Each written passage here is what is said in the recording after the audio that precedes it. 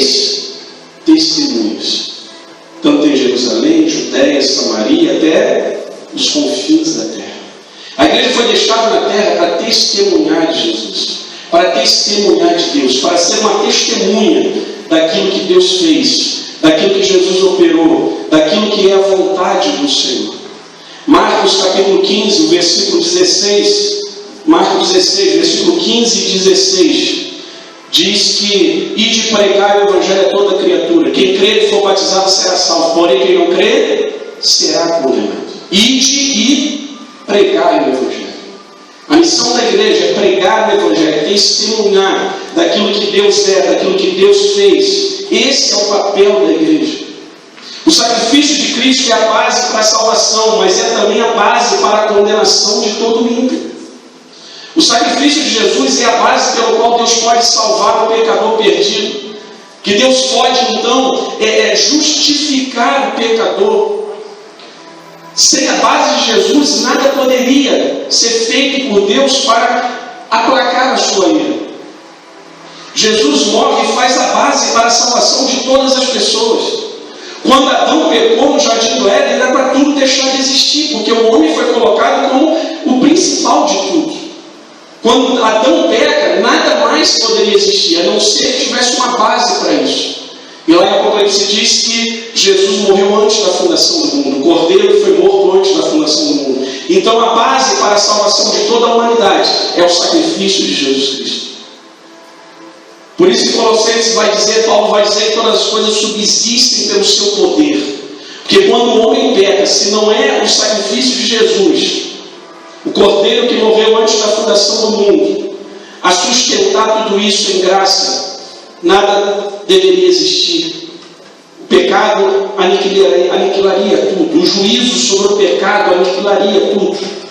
Mas Jesus então é a base para que o homem possa viver diante de Deus. Mas ele também é a base para a condenação de todo homem, porque aí Deus é justo, porque ele morreu pelos homens, e os homens rejeitaram essa salvação. Então, um Deus justo pode aplicar a sua justiça também na condenação dos ímpios, assim como pode aplicar a sua justiça na salvação daqueles que creem.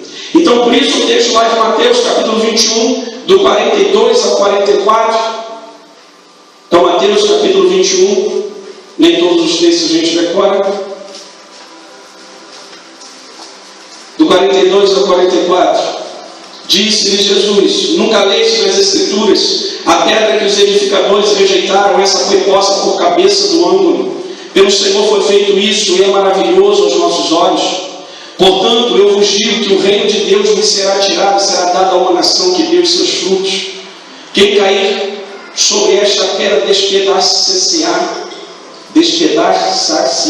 e aquele sobre quem ela cair ficará reduzido a pó.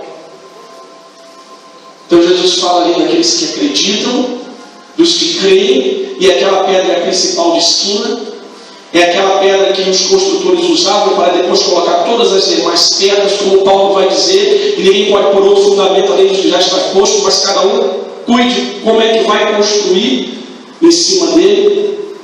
Paulo fala que nós somos um edifício construído então sobre a base que é Jesus Cristo, mas ele também é uma pedra de tropeço para aqueles que se perdem. Ele também é uma pedra de testemunho para aqueles que não creem. 1 Pedro capítulo 2 vai falar desse texto. 1 Pedro capítulo 2, e nós vamos ler muitos versículos aqui, porque a minha argumentação é fraca, então eu prefiro ler na Bíblia, porque aí lendo na Bíblia ninguém pode contestar, amém?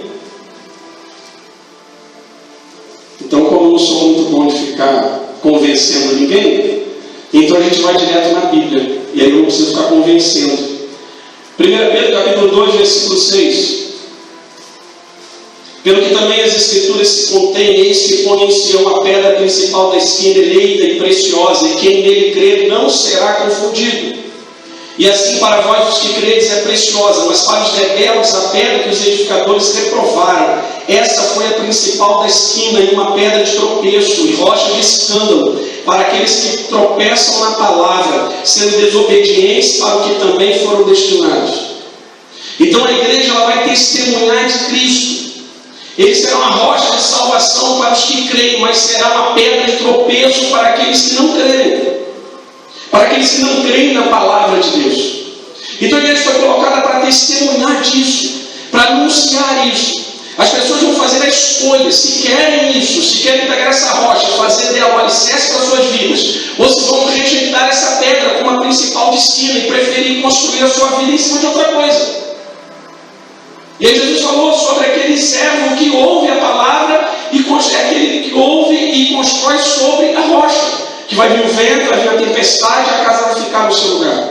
Mas aquele que não construiu sobre a rocha, mas sobre a areia, vai vir o vento e vai destruir.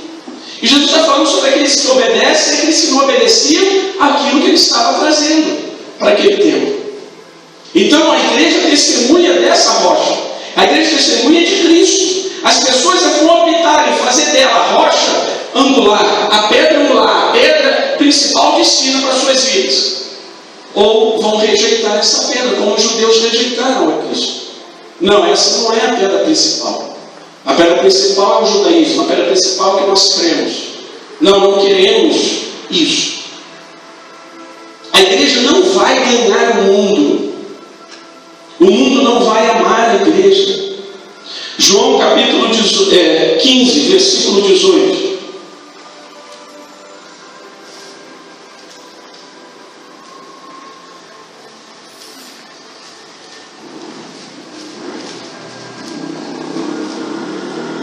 João 15, 18 e 19. Se o mundo vos aborrece, sabei que primeiro do que a vós me aborreceu a mim. Se vós fosseis do mundo, o mundo amaria o que era seu, mas porque não sois do mundo, antes vos escolhi do mundo, por isso é que o mundo vos aborrece. O mundo não vai amar a igreja. A igreja sempre será uma oposição ao mundo. Jesus falou que a luz veio ao mundo, mas o mundo rejeitou a luz. Por quê? Porque eles amaram mais as trevas do que a luz. Eles não querem sair das trevas, não querem vir para a luz, para que as suas obras não sejam vistas pelos homens. Então Jesus está deixando bem claro, olha, eles me odiaram, não vai amar vocês também. O mundo só ama aquele que se une a ele. E se unir ao mundo é trair Deus. Tiago capítulo 4, versículo 4. Tiago é bem enfático, Tiago é bem claro naquilo que ele diz. Ele chega a ser até, assim, mal educado, não, mas ele chega a ser bem enfático naquilo que ele diz. Adúlteros e adúlteras, não sabeis vós que a amizade do mundo é inimizade contra Deus? Portanto, qualquer que quiser ser amigo do mundo, constitui-se inimigo de Deus. Se a igreja for amiga do mundo, automaticamente ela se constituiu inimiga de Deus. Se ela for amiga de Deus, ela vai ser o que para o mundo? Como uma inimiga. Gálatas capítulo 1, versículo 10. Paulo falando aos Gálatas.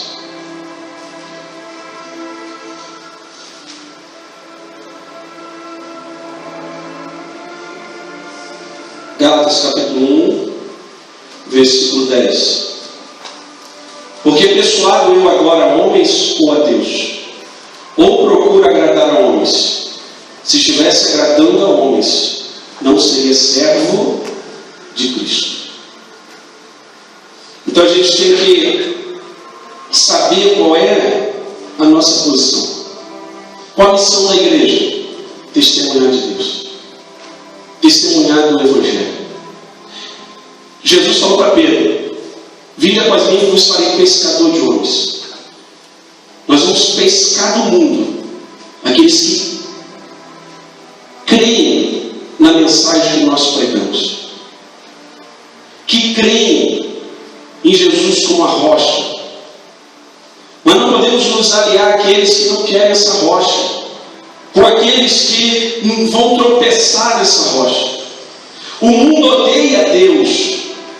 O mundo virou as costas para Deus. Não é isso que Paulo diz lá em Romanos, no capítulo 1? Qual é a descrição que Paulo faz da humanidade? Capítulo 1, a partir do versículo 18.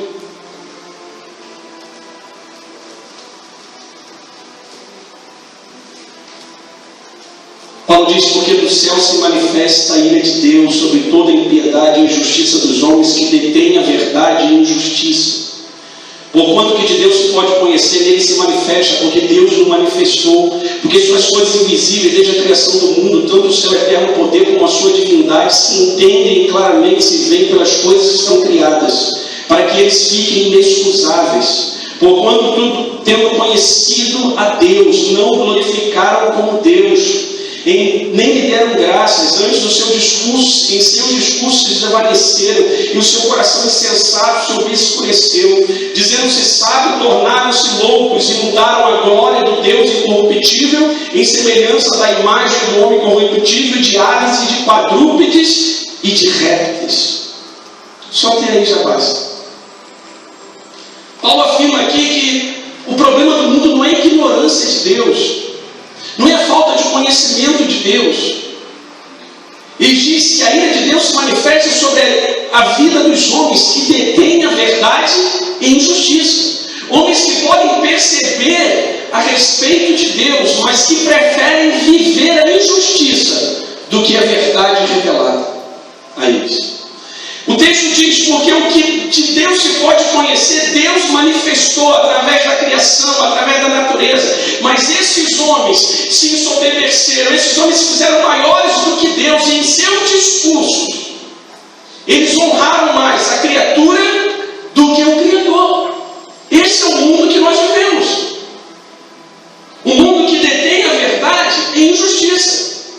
É claro que a verdade completa de Deus eles não têm. É claro que o perdido não tem a visão completa do que Deus é, da salvação. Por isso a igreja para testemunhar. Mas ele não pode dizer que Deus não existe. Ele não pode dizer que não há Deus. Como diz lá o Salmo, diz o neste no seu coração, não há Deus.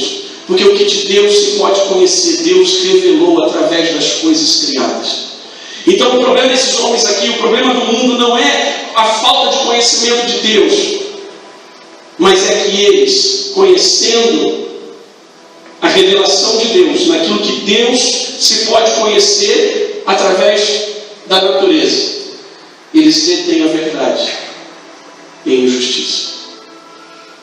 Se tornaram maiores do que Deus em seus discursos, na cultura, na filosofia, na produção daquilo que a literatura traz, e honraram mais a criatura do que o Criador. Na ânsia de ganhar o mundo, estamos trazendo o mundo para dentro da igreja. Porque como é que vamos atrair as pessoas que não querem nada com Deus? Trazendo o que elas gostam para dentro da igreja. E aí, se eu penso que a minha missão é juntar gente dentro de um espaço, eu vou ter que fazer o que eles querem para poder ter gente ali.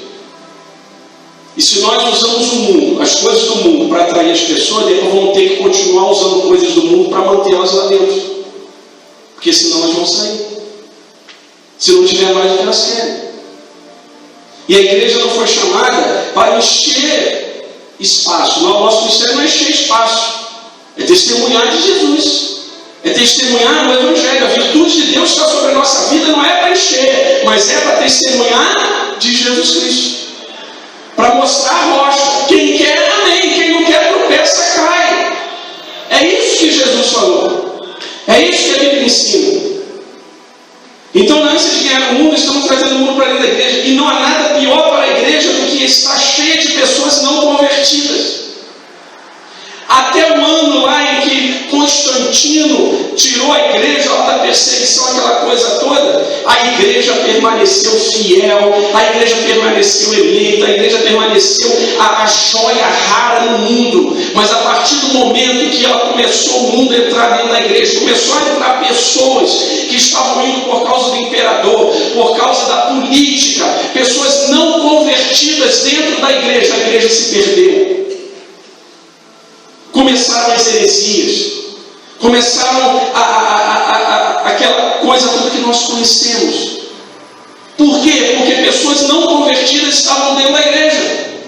E aí, para ter o que elas querem, para continuar aquelas ali, tem que mudar isso, tem que tirar aquilo outro. E as doutrinas bíblicas foram sendo colocadas de lado. A Bíblia foi colocada de lado. E começou os homens a ditar sobre Deus aquilo que a igreja deveria fazer. Não é isso que aconteceu? E hoje? Veio Lutero, fez a reforma protestante. E hoje? O que nós estamos fazendo? Não se engane, o mundo nunca esteve interessado em Deus. Quando é que o mundo teve interesse em Deus? No tempo de Adão pecou lá, porque obedeceu a voz do diabo em vez de obedecer a voz de Deus. No tempo do dilúvio, Noé ficou anunciando ali para aquelas pessoas entrarem na arca, para aquelas pessoas, ninguém se arrependeu. Até o povo de Israel que Deus separou, que não sei, no Salmo 95 diz: estive desgostado com uma geração 40 anos no deserto. Deus não fala que foi por um momento, foi 40 anos. Deus esteve desgostado, porque aquela geração não queria Deus junto. Quando é que o mundo esteve interessado em Deus? Nunca. Não é agora. Não é agora que as pessoas vão amar a igreja, vão amar a igreja vai conquistar, nós vamos conquistar o bairro todo, nós vamos conquistar o mundo todo, nós vamos conquistar tudo. Não vai. O que vai se cumprir é a Bíblia. Não é o que os outros estão dizendo. Nós vamos fazer isso porque a oração profética, porque não sei o que é a oração profética, é a oração segundo a palavra de Deus.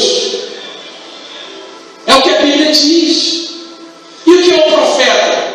Deus, quando chamou Ezequiel, diz: vai, fala, porque eles, crendo ou não, saberão que houve um profeta no meio deles. E isso é profeta, crendo ou não, saberão que houve um profeta no meio deles.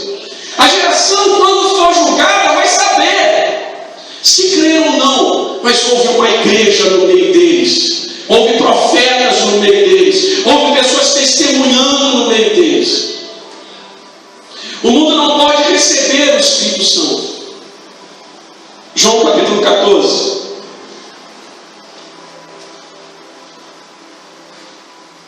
João capítulo 14.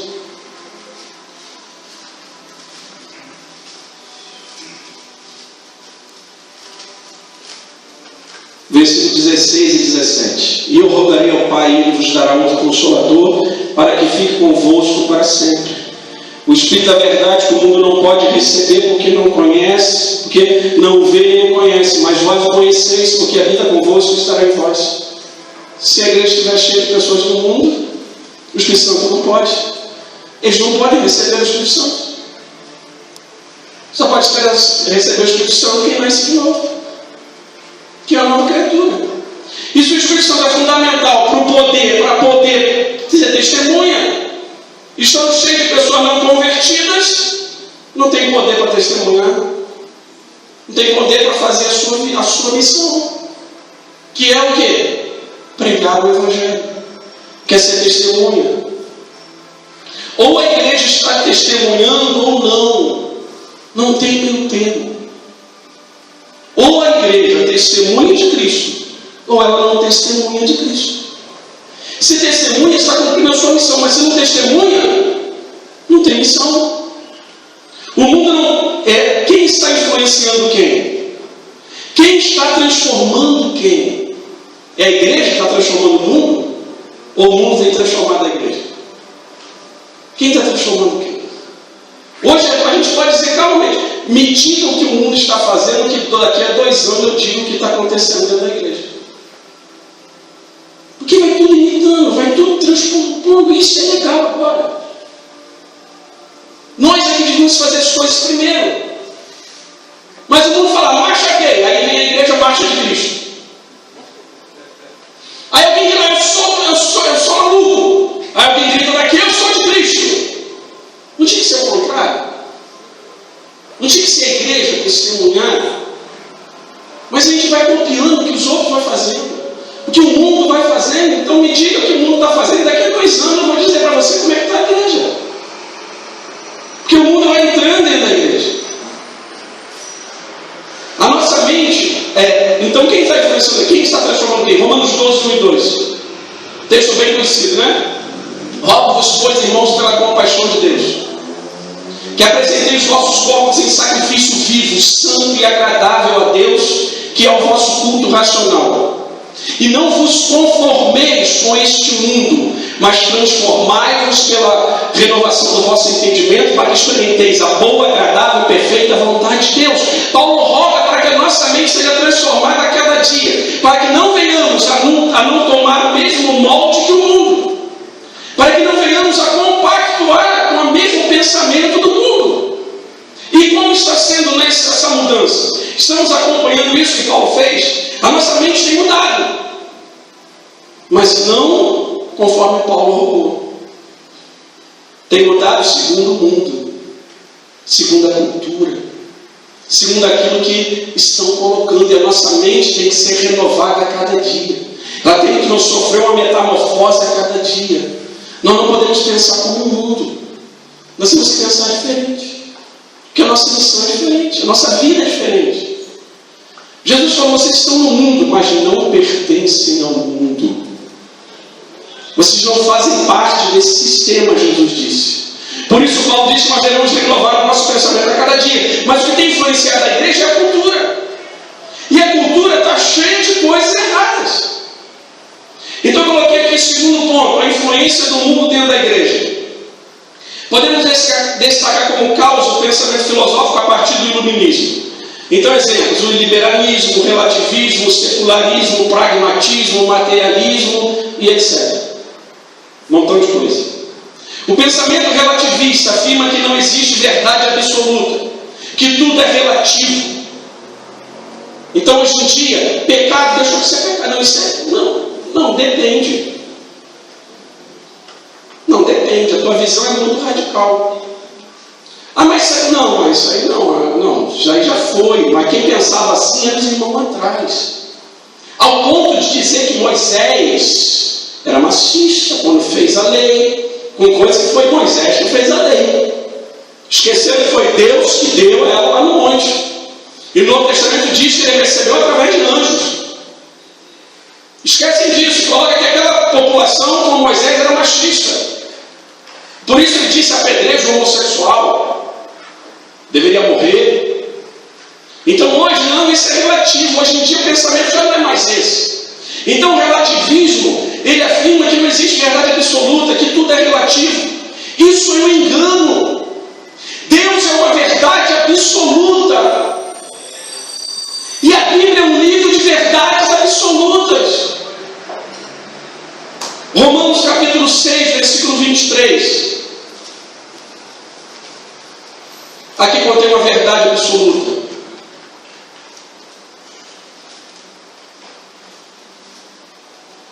Ele diz: o salário do pecado é a morte. Isso é uma verdade absoluta. Eu posso ver. Tu conhece alguém com mais de 150 anos vivo? Não tem.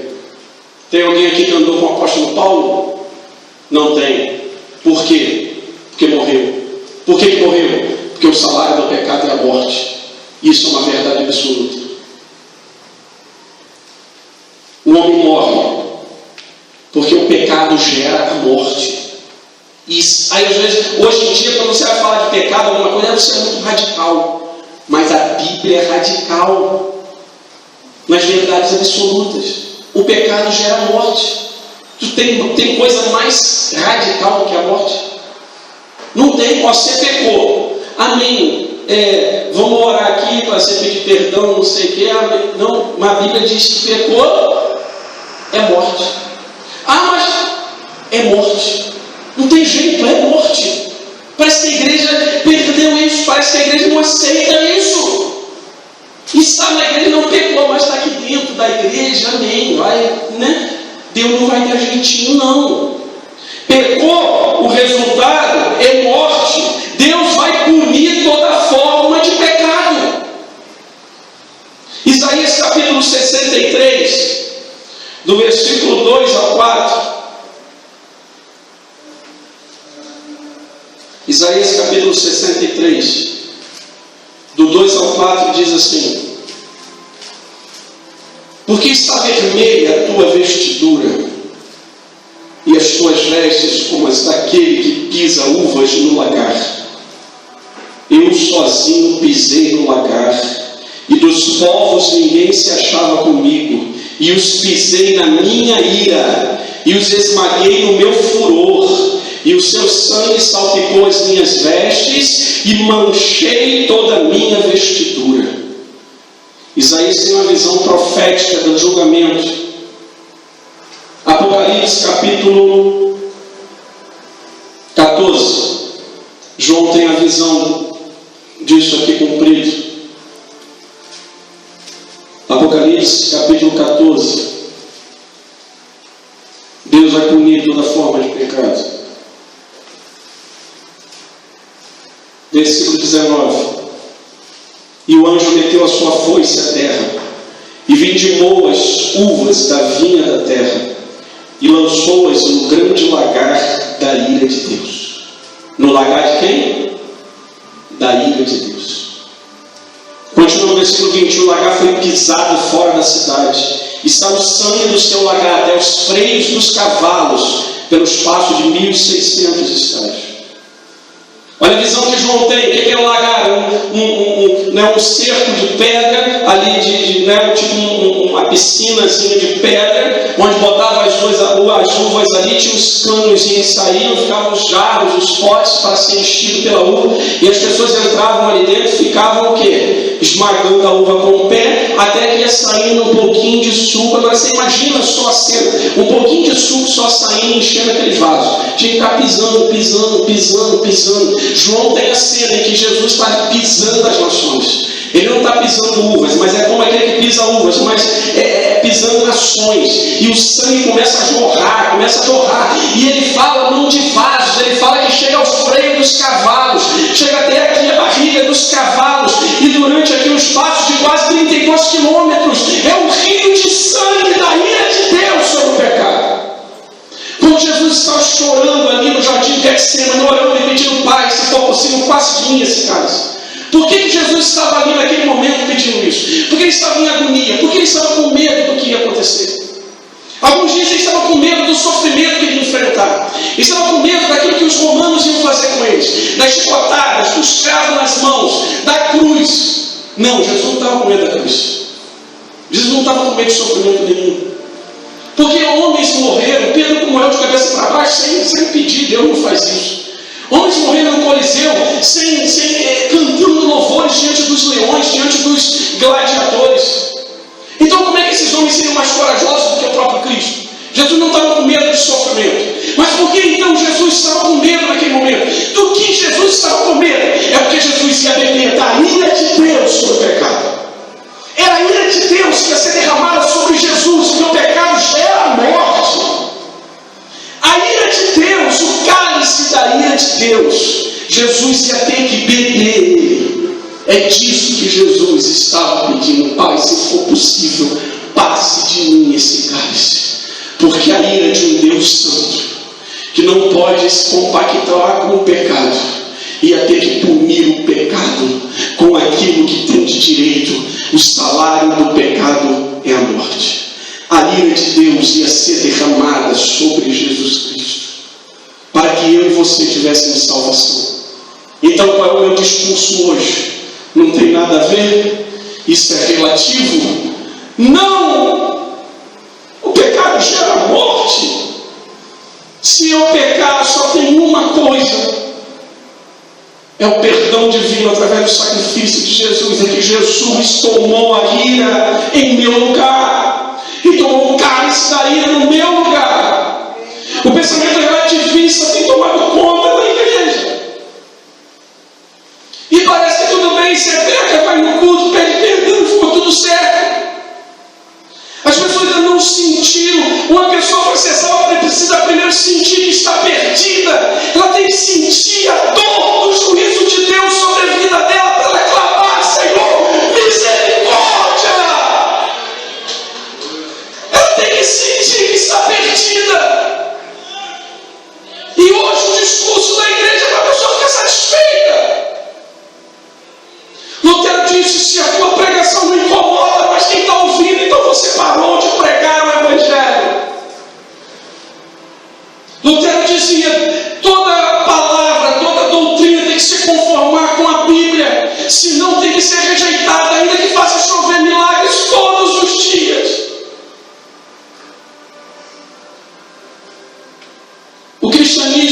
baseado naquilo que Deus diz e não no que as pessoas sentem ou acham. O cristianismo é obediência a Cristo. O que eu penso, o que eu acho, não importa, sim o que Deus diz. Mas eu penso assim, não importa, amado, o que você pensa. Mas eu acho isso, não importa o que você acha. O que importa é o que Deus. Vai ficar, né? Igual aquele cachorrinho que a gente vê no carrinho, faz concordando com tudo, né? Não é isso. Mas relação bíblica. Eu não tenho que ter opinião naquilo que o texto diz para poder pregar. Eu tenho que pregar aquilo que o texto diz. É o que a Bíblia diz. E hoje pega assim, né? E defrauda na Bíblia. Pega um texto aqui, pega outro texto acolá, pega outro não sei aonde. A gente podia citar vários. Tudo posso naquele que me fortalece. Tira ele do contexto e vende ele. Como se ele fosse sozinho. Aí pega o outro lado separado, tudo que quiser será feito por Deus, e junta com ele, olha que coisa legal. Não é isso que a Bíblia diz. Na Bíblia não adianta estar escrito, tem que também estar escrito. Não é o que está na Bíblia, é o que a Bíblia diz que importa para nós. Não é só estar está na Bíblia. Não foi isso que Satanás falou com Jesus? Levou ele lá em cima do pináculo, teve uma pula daí. Deus dará voz de Deus no Salmo 91. Foi igual no Salmo 91. Deus dará voz de seus anjos para que não tropece seu pé em pedra. Jesus falou, mas também está escrito: não tentará o Senhor teu Deus. Também está escrito. Não é o que está na Bíblia, somente naquele texto, mas o que a Bíblia diz sobre isso. O que a Bíblia fala sobre isso. E hoje a igreja está expert em pegar um versículo e criar uma doutrina, e sem querer saber o que a Bíblia diz a respeito daquilo. Então eu não tenho que ter opinião, estou repetindo ali, eu não tenho que ter opinião, eu prego, ou eu prego a Bíblia, o que a Bíblia diz, ou então eu não creio nela. O que diz João 12, 49? João capítulo 12, versículo 49.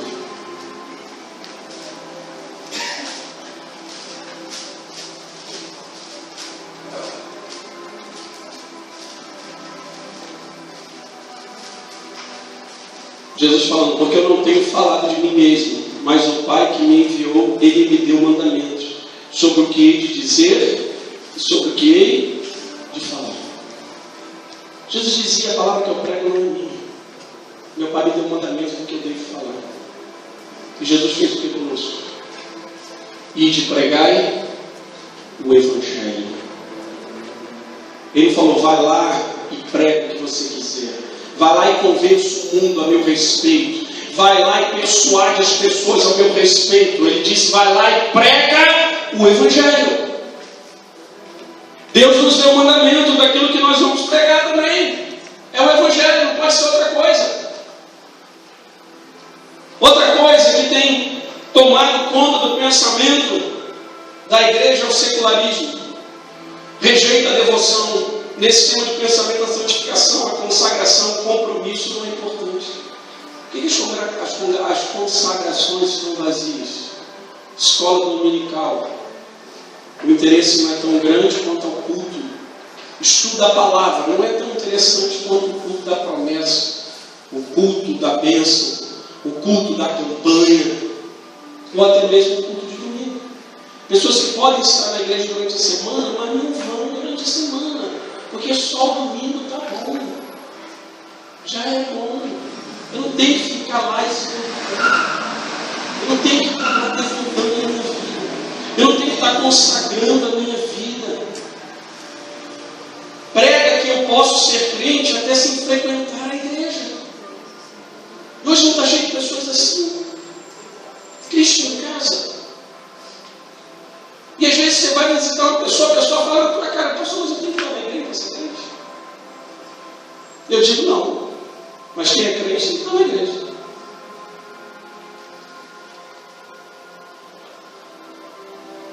Eu não estou na igreja porque eu quero ser salvo. Eu estou na igreja porque eu sou salvo. Hoje as pessoas olham assim para orar. eles têm culto. Davi disse: alegrei quando me disseram, vamos à casa do Senhor. Preferi estar na casa do meu Deus um dia do que em qualquer outro lugar vil. Hoje o pensamento é o contrário. Por quê? É o secularismo. Eu não preciso, eu não devo. Esse pensamento vai contra toda forma de organização religiosa, símbolos religiosos, etc. Diz que eu não tenho que ficar, né? Então está tirando os símbolos das repartições, né? O crucifixo, essa coisa toda. Amém, isso aí. Né? Mas estou falando da maneira como pensa. Que não precisa. Hebreus 12:4 diz o quê? Seria a paz com todos e a santificação sem a qual ninguém verá o Senhor. O que é ser santo? É ser separado. Eu não vou entrar aqui em santificação, porque depois eu vou falar de santificação. Mas é ser separado. É aquilo que Jesus falou: vocês não são do mundo. Então cuidado com isso. Outra forma de pensamento, o pragmatismo, é tomado por critério de verdade e valor prático. Para o pragmatismo é verdadeiro tudo que pode ser feito com êxito. Com êxito. Né? Deu certo, então opa, vou fazer também. Está dando certo, mas isso aqui não é bem o que a Bíblia diz mais. É a valorização da prática, a filosofia de resultados. Vou fazer isso não dá resultado, vou fazer o que dá resultado. As pessoas procuram o que dá certo e copiam para as suas vidas. Hoje qual é a pregação que faz sucesso? 5 passos para aquilo, a bênção. 3 conselhos para mudar o casamento. 5 conselhos para a vida próspera. Por quê? Porque ele vai contar uma experiência dizendo que aquilo lá levou a ele a ter. E aí pronto. Eu vou copiar para a minha vida. As pessoas estão pensando assim. Nesse tipo de pensamento, os fins justificam os meios. E está errado. Porque nós vamos viver de resultados. Não vamos viver daquilo que dá certo ou deixa de dar certo. Porque se a gente for olhar assim, então a igreja que está cheia é bênção. E a igreja que está vazia não tem Deus, não tem unção. O missionário que fica lá nos países islâmicos, anos e anos, só consegue ganhar 2 pessoas. Consegue ganhar 3 pessoas. Quando consegue ganhar 10, é muito. Então ele não tem sucesso. Tem sucesso só quem está com a igreja cheia. Paulo tem um recado aqui em Filipenses, capítulo 3, versículo 18 e versículo 19. Rapidinho aqui. Capítulo 3, versículo 18 e 19. Que diz assim: porque muitos sabem os quais muitas vezes vos disse agora, também digo, chorando, que são inimigos da cruz de Cristo. O filho deles é a perdição, o Deus deles é o ventre, e a glória deles é para a confusão deles mesmos, que só pensam nas coisas terrenas. Deu certo, vou fazer. E hoje não é assim? Aparece um movimento aí de alguma coisa enchendo a igreja, daqui a pouco está todo mundo lá visitando para dar uma olhada naquilo que está dando certo. Com coisa, então vamos lá olhar o Islã, porque está crescendo. Está dando certo? Ninguém vai lá olhar o Islã porque ninguém está dando certo. Mas aparece um pastor com uma igreja que está começando a avançar e né? Vai todo mundo. Vou ver que está dando certo. Então, amado, é claro, Paulo diz, analisar e reter o que é bom, o que não é bom, não sei o que. Mas não é o secularismo que tem que estar em nossa mente. Não é o pragmatismo, né? Desculpa. Outro pensamento destrutivo para a igreja é o materialismo, um sistema que prega o bem-estar do homem acima de tudo. Essa forma de pensamento eleva o material acima do espiritual. Quem é que hoje está preocupado com o espiritual? Está preocupado com o material. Dá uma olhadinha nas Bíblias dos membros das igrejas. Agora dá uma olhadinha nos celulares deles. Muitos deles vão dizer que não tem dinheiro para comprar uma Bíblia. Mas troca esse celular todo ano. O celular deles tem um montão de coisa, Android, Cyborg, sei lá, mano. No dia o jovem perguntou, pastor, tem um celular, tem Android? Eu falei, não sei, cara, meu celular é esse aqui, irmão. Ele falou, pastor, isso aí não existe mais.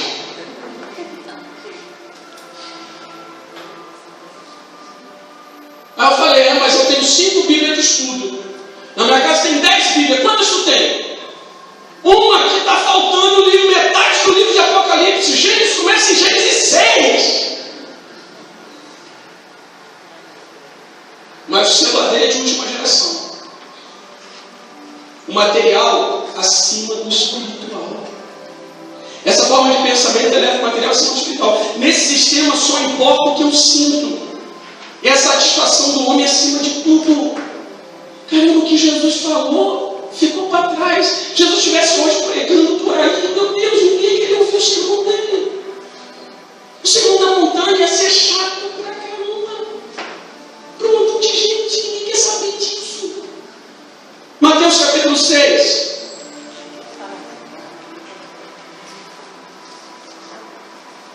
Mateus capítulo 6. Versículo 19. Não ajunteis tesouros na terra, onde a traça e a ferrugem tudo consome, onde os ladrões minam e roubam. Mas ajunteis tesouros no céu, onde nem a traça nem a ferrugem consome, e onde os ladrões não minam nem roubam. Porque onde estiver o vosso tesouro, aí estará também o vosso coração. A candeia do corpo são os olhos, de sorte que os teus olhos forem bons, todo o teu corpo terá luz. Se porém os teus olhos forem maus, o teu corpo será tenebroso. Se portanto a luz que há em ti são trevas, quão grandes serão tais trevas. Ninguém pode servir a 2 senhores, porque o ai de odiar a um e amar o outro, ou se dedicar a um e desprezar ao outro. Não podeis servir a Deus e a Mamon. Por isso vos digo, não andeis cuidadosos quanto à vossa vida, pelo que haveis de comer ou pelo que haveis de beber, nem quanto o vosso corpo, pelo que haveis de vestir. Não é a vida mais do que o mantimento, e o corpo mais do que a vestimenta. Jesus está colocando aqui o que é princípio, o que é prioridade. O céu é prioridade. Ele está falando aqui de juntar, como é que o tesouro do céu está falando de prioridade? Ter prioridade às coisas espirituais e não materiais. Maior é a vida do que o corpo. Hoje as pessoas estão tristes porque não conseguem ter um tablet. Estão tristes porque não conseguem ter um smartphone. Estão tristes, infelizes porque não tem um carro. Estão infelizes porque não tem isso, não tem aquilo outro. E Jesus falou que a vida é mais importante do que isso. Nunca se comeu tão bem em toda a era do que se come hoje. Nunca se estragou tanto alimento. Nós temos mais roupa do que nós precisamos. Ela não é?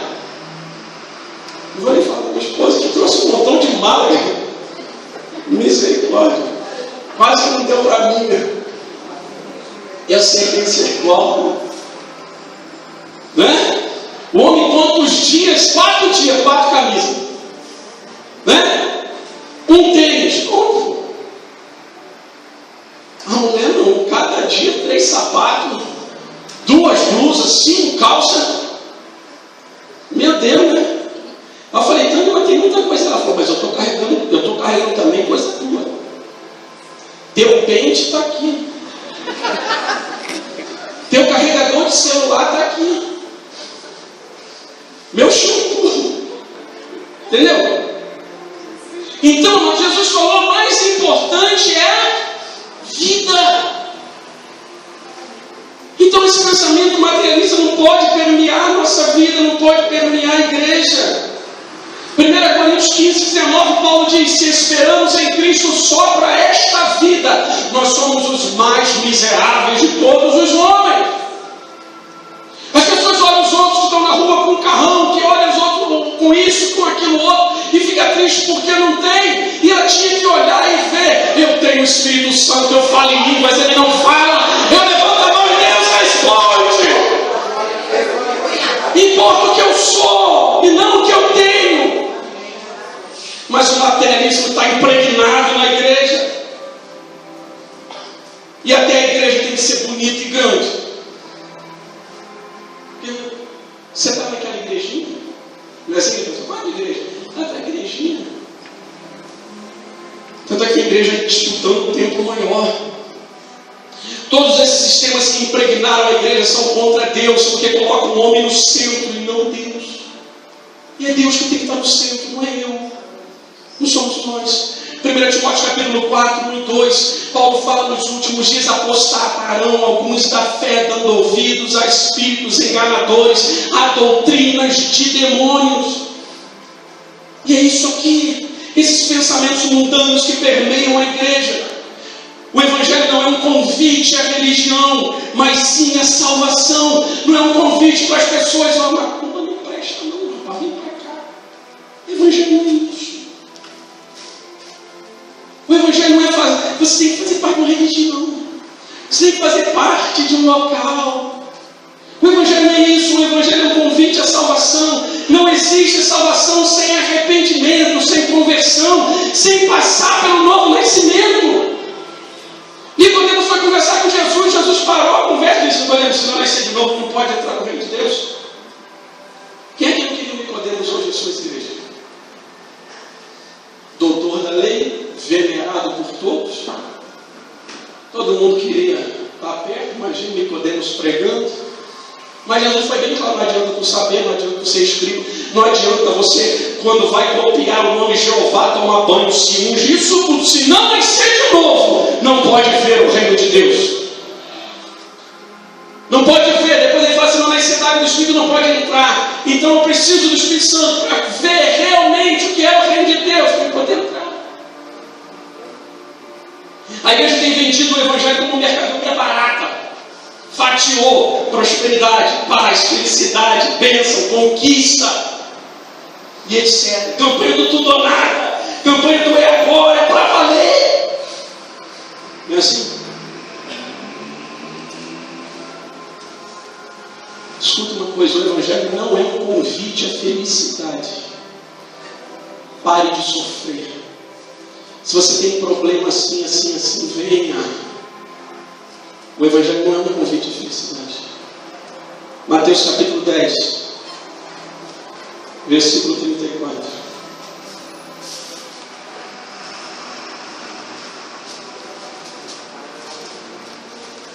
Não cuideis que vim trazer paz à terra. Não vim trazer paz, mas espada. Porque eu vim pôr em disseção o homem contra seu pai, e o filho contra a sua mãe, e a nora contra a sua sogra. E assim os inimigos do homem serão os seus familiares. Quem ama o pai ou a mãe mais do que a mim não é digno de mim. O que ama o filho e a filha mais do que a mim não é digno de mim. Quem não toma a sua cruz e não segue após mim não é digno de mim. Quem achar a sua vida, perdê-la-á. E quem perder a sua vida por amor a mim, achá-la-á. O Evangelho nunca foi um convite à felicidade, mas é um convite à salvação. E hoje, as igrejas estão se enchendo de pessoas querendo a felicidade, buscando a felicidade, só que na forma errada. Que a paz de Cristo, Paulo diz, excede todo entendimento. Jesus Cristo disse: deixo-vos a minha paz eu vos dou, não a dou como o mundo a dá. Qual é a paz que nós estamos pregando? A de Cristo? Que a pessoa, mesmo estando em dificuldade, mesmo estando na hora da morte, consegue louvar ao Senhor e ser alegre? Ou aquela pessoa que precisa do problema resolvido para poder ficar satisfeito e ter paz? Qual paz nós estamos pregando? 2 Coríntios capítulo 4. O Evangelho nunca foi um convite à felicidade. 2 Coríntios capítulo 4. Eu estou correndo aqui para terminar a lista. Eu sei que já falta 3 minutos. 2 Coríntios capítulo 4, versículo 8 ao 11. Em tudo somos atribulados, mas não angustiados. Perplexos, mas não desanimados. Perseguidos, mas não desamparados. Abatidos, mas não destruídos. Trazendo sempre por toda parte a mortificação do Senhor Jesus no nosso corpo, para que a vida de Jesus se manifeste também em nossos corpos. Isto é o Evangelho. Em tudo somos atribulados, mas não derrotados, porque nós temos o Senhor. Hoje, quando a pessoa começa a passar por um problema, sai da igreja, que enganaram ela. Disseram que ela não ia ter problema. E agora está cheio de problema. Aí a mente cheia de pragmatismo vai procurar o que dá resultado, vai para outro lugar. A mensagem da igreja tem que ter Deus no centro. A mensagem do Evangelho é Deus. Pecado, porque o homem caiu e o pecado gera morte. Tem que dizer para ele: arrependei-vos. Então, pecado, arrependimento, Cristo, salvação, juízo final, vida eterna e perdição eterna. Essa é a mensagem do Evangelho. Lá em Pedro vai dizer que Jesus foi ao inferno, foi ao Hades, desceu aos espíritos em cadeias e lá pregou. Ou seja, ele deu testemunho àqueles que foram rebeldes no tempo de Noé, que a justiça de Deus se cumpriu. O Evangelho é testemunhar. O cristianismo não é mais um caminho, é um único caminho. Não foi isso que Jesus falou? Eu sou o caminho, a verdade e a vida, e ninguém vem ao Pai senão por mim. A igreja está iludindo as pessoas com uma maneira religiosa de viver, mas só pode ser salvo quem foi lavado e remido no sangue do Cordeiro. E por último texto aqui, Apocalipse 3, 14 a 22, a carta de Jesus à igreja de Laodiceia. E ele diz: eu sou o Senhor, a testemunha fiel, o Amém, a testemunha verdadeira. Aquela igreja deixou de ser testemunha. Aquela igreja que estava no conceito, ela se misturou com o mundo e estava vivendo a amizade com o mundo. Ela estava dizendo, agora ela recebe uma carta do que é aquele que é a testemunha verdadeira. Conheça as tuas obras. Você diz no teu coração que não tem falta de nada. Você diz no teu coração que está tudo certo. Hoje em dia, quase que não precisa mais de Deus na igreja. A igreja faz tudo. Se a pessoa precisa de prosperidade, precisa comprar não sei o que, adquirir não sei o que lá, ela contrata um pregador que fale sobre prosperidade e consegue levantar fortunas em algumas campanhas. E chama aquele pregador, dá uma porcentagem de oferta para ele, e ele levanta uma quantidade e vai lá e faz o que tem que fazer. Jesus fala então a verdadeira testemunha. Você fala no seu coração que rico é, que nada tem falta, mas eu te digo que tu és um desgraçado, miserável, pobre, cego e nu. Imagine uma igreja desgraçada, pobre, cega, nua, mas estava cheia. Jesus fala com você que tipo, você aí mandou fazer algumas coisas, mas quando para aqui, veja. É aquilo que Paulo falou, mudar o pensamento, não se conformar a este mundo.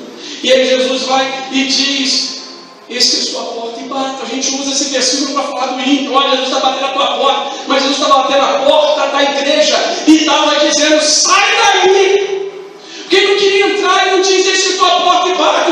Quem eu entrarei e subirei no altar e vocês me adorarão. Não, ele diz: eu estou à porta e bato. Quem me ouvir, entrarei em sua casa, cearei com ele e ele comigo.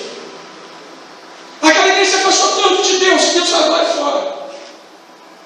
Mas achava que estava tudo bem. São esses pensamentos que entraram no meio da igreja. Deus não muda diante daquilo que lhe é conveniente. A igreja não pode ficar mudando isso. E agora, para terminar, o texto que nós lemos hoje, Jesus perguntou aos apóstolos: o que vocês foram ver lá no deserto? Uma cana agitando pelo vento? Sim. Vocês foram ver o quê? Um homem vestido de terno e gravata? Uma igreja cheia? Um homem ricamente vestido? Não. Aqueles que se vestem assim estão nos palácios. Mas o que vocês foram ver? Um profeta? Sim. E digo mais do que um profeta. Porque dos nascidos de mulher não tem maior do que João Batista. João Batista pregou para que Jesus falou: ele é aquele que diz a palavra, vem aí o meu arauto, vem aí o meu anjo na frente, que preparará o caminho para o Senhor.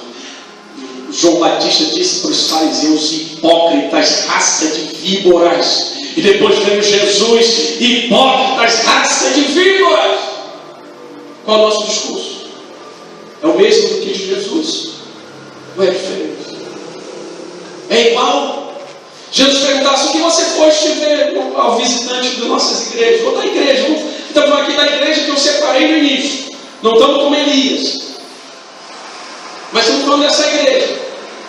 O que vocês foste ver lá? O profeta? O que as pessoas têm visto dentro de nossas igrejas? Dentro da igreja do Senhor? Profetas? Ou bajuladores? Massageando o ego das pessoas para que elas fiquem ali. João Batista não foi receber nenhum deles, mas disse: hipócrita, repreendei-vos fruto de arrependimento, ou seja, apresentai fruto de arrependimento. Maior dos nascidos de mulher não tem maior do que João Batista, mas o menor no reino dos céus é maior do que João Batista. Porque Jesus falou de quanto é importante entrar no reino do céu. Então o menor que consegue entrar no reino do céu é maior do que João Batista. Feche os olhos, vamos orar ao Senhor. Cadê o tecladista aqui? Eu vou passar já para o bispo. Eu queria que você fechasse os olhos.